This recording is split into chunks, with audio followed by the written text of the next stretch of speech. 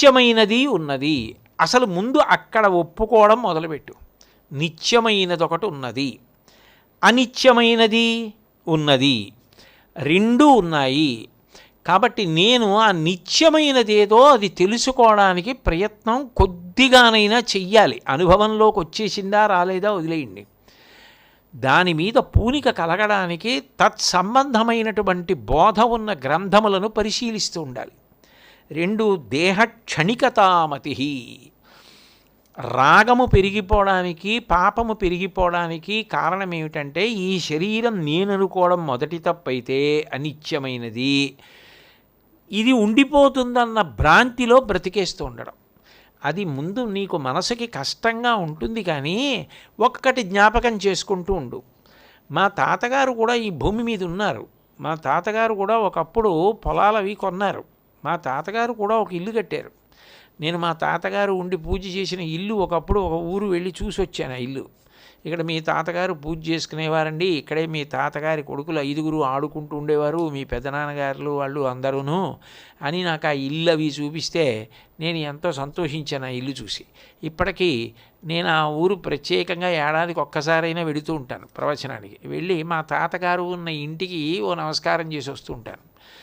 మా తాతగారు ఒకప్పుడు ఉన్నారు, ఆయన ఇల్లు కట్టారు, ఆయన పిల్లల్ని పొందారు.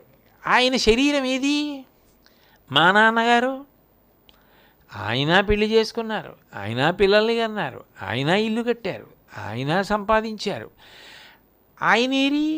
మా నాన్నగారుల అన్నదమ్ముల్లో ఒక ఆయన వెళ్ళిపోయాడు, మా అన్నయ్య. మా పెద్దనాన్నగారు అబ్బాయి ఒకడు వెళ్ళిపోయాడు. వెళ్ళిపోయాడంటే శరీరం వదిలేశాడు. వెళ్ళిపోయిన వాళ్ళు చాలామంది ఉన్నారుగా, అది దేహధర్మం కదా. అలా అయితే వివేకానందుడి శరీరంతో ఉండిపోయాడా? రామకృష్ణ పరమహంస ఉండిపోయారా? చంద్రశేఖరేంద్ర సరస్వతి మహాస్వామి ఉండిపోయారా? శంకర భగవత్పాదుల శరీరం ఉండిపోయిందా? ఎవరి శరీరాలు ఉండిపోయాయి? శరీరం అన్నాక వెళ్ళిపోతుంది. పాపానికి సగం కారణం ఎక్కడుంది అంటే దీంతో నేను ఉండిపోతాననుకోవడం. అనుకుని పాపాలన్నీ చేస్తున్నావు.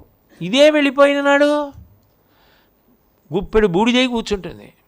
ఆ తర్వాత శిక్షలన్నీ జీవుడికి ఎందుకు చేసావని. అందుకని ఇది ఒకనాడు ఉండదు. ఉండని దాన్ని సుఖపెట్టడానికి ఎందుకు ఈ తాపత్రయం, ఎందుకు ఈ అల్లరి? అసలు అదే ఉండదు. అదే ఉండని దానికి అదని దాని నాదులని ఇంత అల్లరిపడి ఏమిటి ఈ పాపం అంతా మూట కట్టుకుని ఆ ఊపిరి ఉండగానే ఆ సంపాదించిన దానికోసం పిల్లలు కొట్టుకుని వెళ్ళిపోయిన తర్వాత కొట్టుకుని ఏమిటి సాధిస్తాం? దేనికి ఈ అల్లరంతా? ఎందుకు ఈ పాపం, ఇంత పాపం? ఇది ఉండదు కదా అని ఒక్కసారి దీని గురించి కూడా ఆలోచిస్తూ ఉండు. అది ఆలోచించకూడని విషయం, అదేదో అమంగళకరమైన విషయం, అది అశుభం, అలా ఆలోచించకూడదు అని అనుకోకు. కొద్దిగా ఇది ఉండదు సుమా.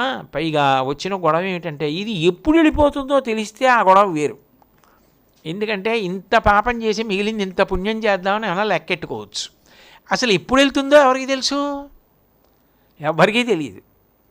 ఎప్పుడు వెళ్ళిపోతుందంటే ఏమో ఎప్పుడైనా వెళ్ళిపోవచ్చు. అది ఎప్పుడైనా వెళ్ళిపోవచ్చు అంటే స్వార్థం ఉండాలి కదా. స్వార్థం అంటే నేను అండం కదా స్వార్థం. నేను అన్నప్పుడు ఇది ఉండట్లేదు. సో ఇదే ఉండనప్పుడు దీంట్లోంచి వచ్చిన పిల్లలకి ఏంటి వాహనాలు, ఇళ్ళు అసలు మనవి కావు. ఇంకా మిగిలిపోయేది ఎవరు? లోపలున్న నేనే కదా, జీవుడే కదా ఉండిపోయేది. స్వార్థం అన్నది నిజంగా పోనీ అన్వయం చేసుకున్నా వాడి సంగతి ఆలోచించద్దాయా నువ్వు?